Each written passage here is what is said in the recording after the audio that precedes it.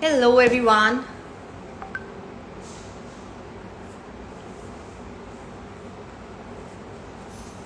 Well, let's just wait for a few more seconds so that more people can join in.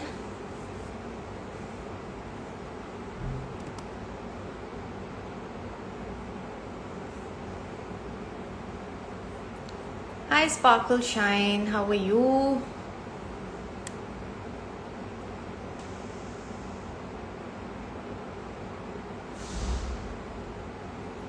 Hi Ankita.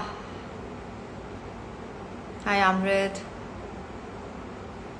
Yakub, hi, how are you? Hello everyone, welcome to the Pop Street and this is Jayanti. Well, today we are going live with someone really special. She's a mom blogger, she's an author, she's a digital content creator, and I'm sure today our chat is going to be very interesting because she has a lot to share, and I'm sure somebody or the other will get definitely some or the other advice from her because she is, I would say, she's an experience holder. So let's not wait further, and I believe she's already here. So let me just add her. And guys, one thing I can expect from you is whatever questions you want to ask, feel free. What you have to do is just write it down on our comment section and we will answer it for you guys for sure. And yes, stay tuned because it's going to be very interesting chat. So let me just add Tanya Khubchandani Wasta from well, she will be here any moment now. Hi Tanya, how are you? Hi, I'm good. How are you? I'm good too. I'm good too. So I'm so sorry for No worries at all. all right. Well, first of all, we all know that you're a mom blogger, you're a content creator, and yes, I would say you. It's been how long that you're into this journey, this So genre? actually started writing when my son was born 7.5 years ago. All And right. my book has come out of my blog. I still keep trying to write, but just get caught up with so much stuff that I haven't had adequate time. I do feel like I need to dedicate more to that. Right. But actually, Instagram takes up so much of my time and energy. I end up on this platform a lot. And yeah, so I've been on Instagram about 5 years now. Wow. I'm sure we will be having a lot about Instagram, about social media, and about your experience in this chat. So, guys, stay tuned to know more about it. And whatever you want to ask, just feel free to write it down on our comment section. So, let's move further. So, Tanya, we all know that you're a content creator, right? But before that, we really want to know that who is Tanya as a person? So actually, just to give you a little bit of my background, I have a master's in public health from Columbia. I'm someone who's super passionate actually about the healthcare space. I worked for several years in the States in healthcare development and infrastructure. Actually, at that point, I was more on the operations side. Now I'm in development and infrastructure after moving. I think more than anything, I cherish time to myself. I think that's something that's happened with time and with age, I guess, and also with my kids. So, I mean, my idea of fun is to take out a board game and play with them and just spend time with them, which I'm loving. Don't get enough of it though, because they're so caught up with their schedules and me with my work in mind. I spent most of my adult life actually in the States. I did my undergraduate in economics, psychology, and in Renaissance literature, actually love Shakespeare. And yeah, then I did my master's, worked in New York for a few years, and moved back out to India after my son was born. Crazy. A very long bio. I would Yes. will be going on for sure. All right, that's great. That's great. Good to know that. So, Tanya, like how come this blogging thing happened?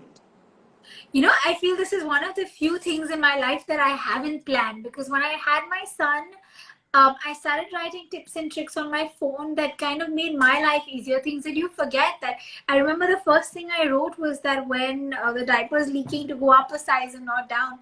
And it was just simple things that, people pass on so much age-old advice, but they leave out the stuff that really makes your day useful. You get people telling you, oh, sleep when the baby sleeps. and this and that, but they don't tell you like the things that you really need to know and that actually make your day simpler.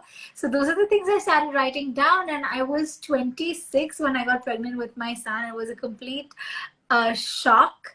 At that point, I was still working full time in healthcare. I would drive to the Bronx, and I had. I mean, I would say at that point I thought it was a difficult pregnancy. Compared to my second pregnancy, it was easy because I managed to work till the end. And I was literally things that notes I wrote about pregnancy, about delivery, that made up my first few blogs. And it was just so well received that I continued to write. I started a Facebook page. I would add the links on there. I started an emailer, and then from there it grew. And Instagram came much later as a way to promote my writing. I think until maybe a year and a half ago, my face wasn't so much on my page. It was more memes and quotes and tips and tricks. And then through lockdown, with the time that I had, I started like doing videos and talking about stuff, and that's when it really started to grow. Wow. Okay. So, see, you were into corporate world, you were into healthcare department, right? I still am, actually. You still are. I run How? a cancer center in Mumbai. Oh, wow. That's great. How are you taking time for your blogging, for your family, for your kids, for your work? How do you manage that? Honestly, I start my day every morning with like a list. I start my day in the today I started my day bathing them each, and then logging them into school, and then calling. Literally, I'm short staffed right now, so I had like my husband stand with them when I went to the gym. I was back in an hour. And my drive back, I start thinking about like the things I want to do with my day. I have to start with a list because I can get lost in my DMs and in my comments and in my phone. So I kept like 3 hours for healthcare work today. I gave a talk today, the online parenting summit. So I had to literally block 2 hours of my day for that. When I didn't touch my phone, I spent the morning doing research and putting down the points that I wanted to get across so that I didn't forget anything pertinent. And then I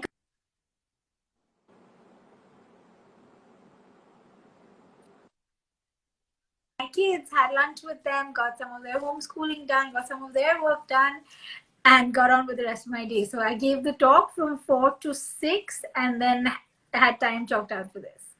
Great, great. So, yeah, one thing I want to ask you that, since you were into content writing, like, way more than social media. So, how social media is becoming such an important aspect of every blogger's life? You know, it's become very important, but at the same time, so today I got a message, and I get these messages a lot from someone saying they're new. Hi, Gauri, I see another well-known blogger has logged on. So like someone saying they're new and they're 10,000 followers, or when they're getting to 10,000 followers, and when do we start to charge, and how do we do this, and do you think it's a lucrative career?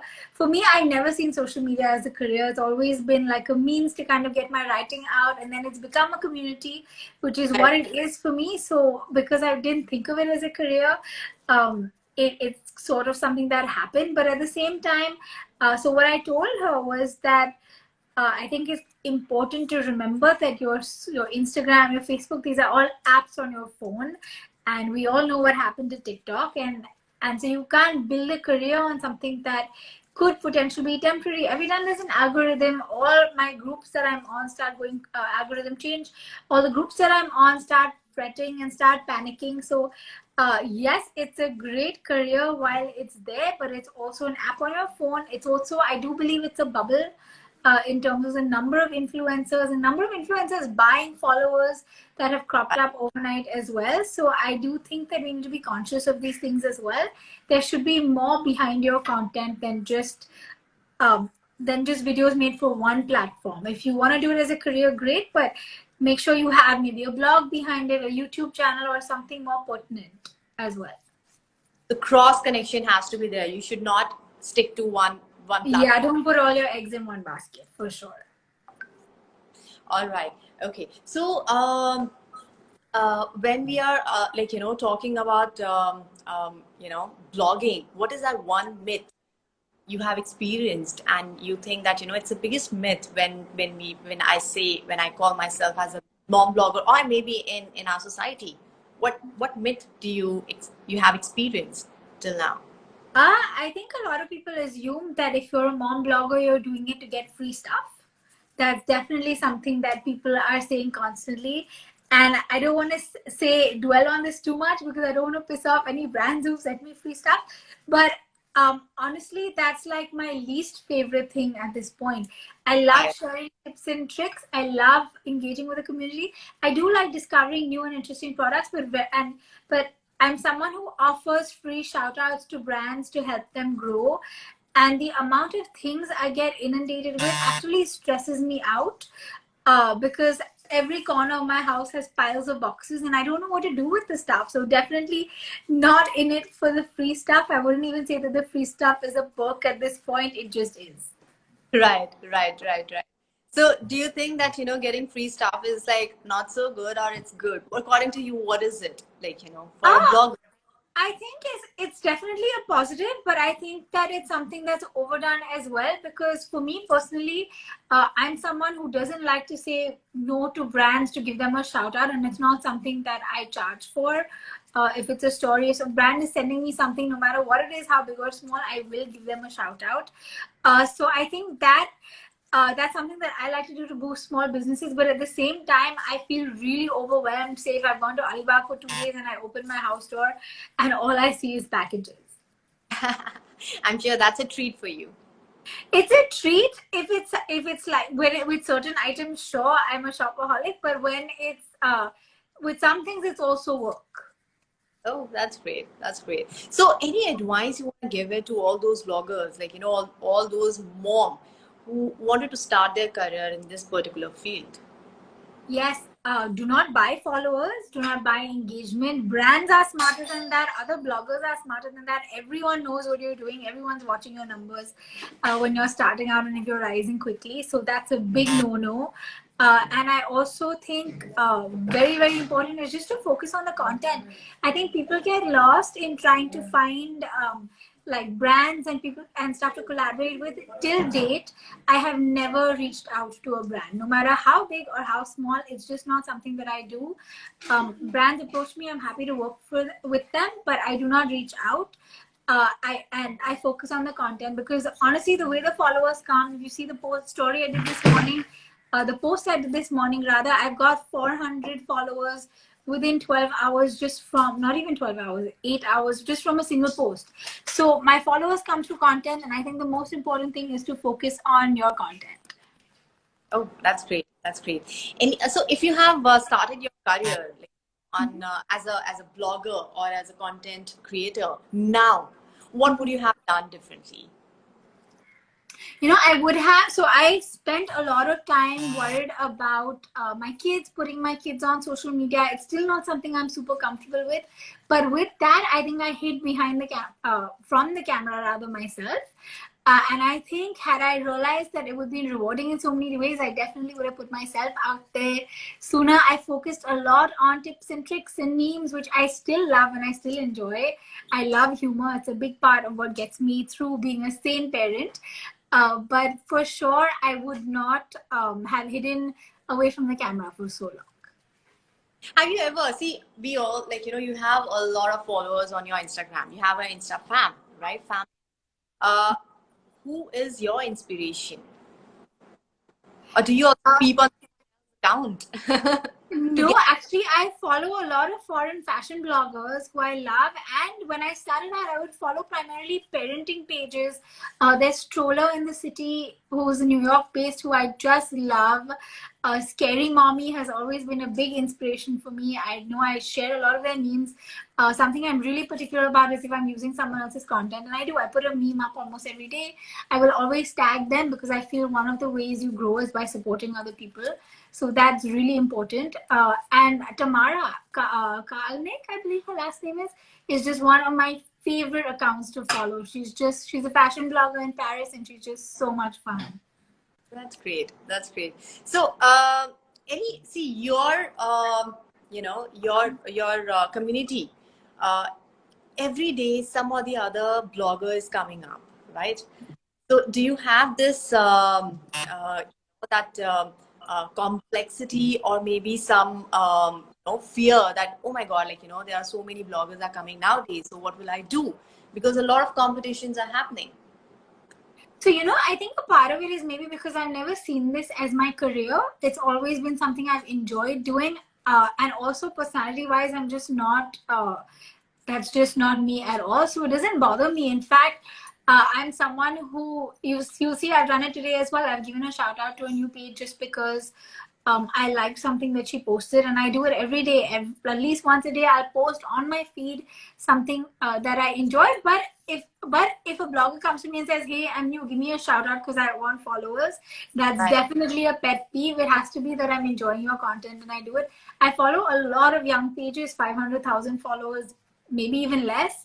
The number doesn't matter to me; it's the content, and I don't really feel threatened. I feel I put a lot of hard work and sweat and stuff behind my content. I spend a lot of time creating the content, and so that's really not something that's bothered me at all. I see people who, I mean, post me hitting 100K. I've seen follow people who were way behind and have suddenly bought followers and jumped up, and it is what it is. But I think your content speaks for yourself, for So itself.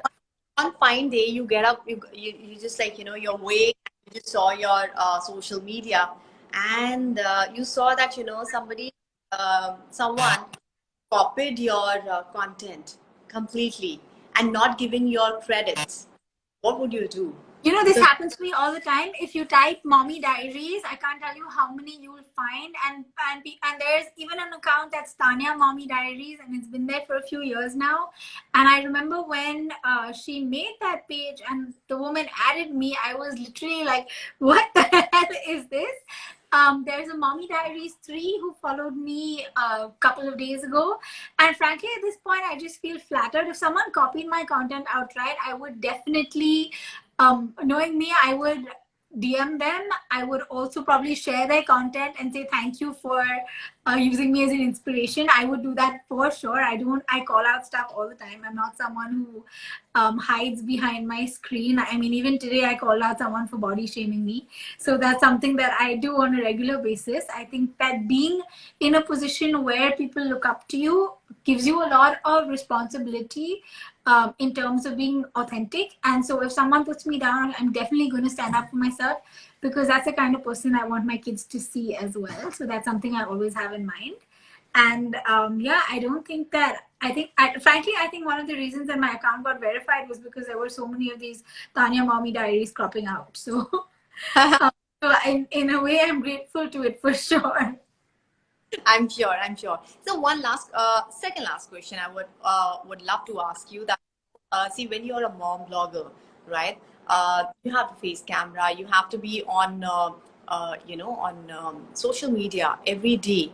So what's happening in your life, it also affects on your kids, right? Absolutely. So how do you manage that? Because at a very small age, will kids, will there are many kids, there are many mom bloggers who like, their kids are very much aware. Oh, we are also on camera, so they have a different kind of attitude towards, the outer world. So what, according to you, is ideal situation for such profession and for their kids? So, because I sheltered my kids from the camera for so long, and then during lockdown, and on occasion, if I would get a product or like a branded post that needed the kids, I would ask them to take pictures with me, but I would do it very subtly. Now, because I'm on camera so much and I'm at home and I'm shooting, the kids are well aware that I'm shooting, but I managed to go a whole year of being in lockdown with them without telling them what I was shooting for.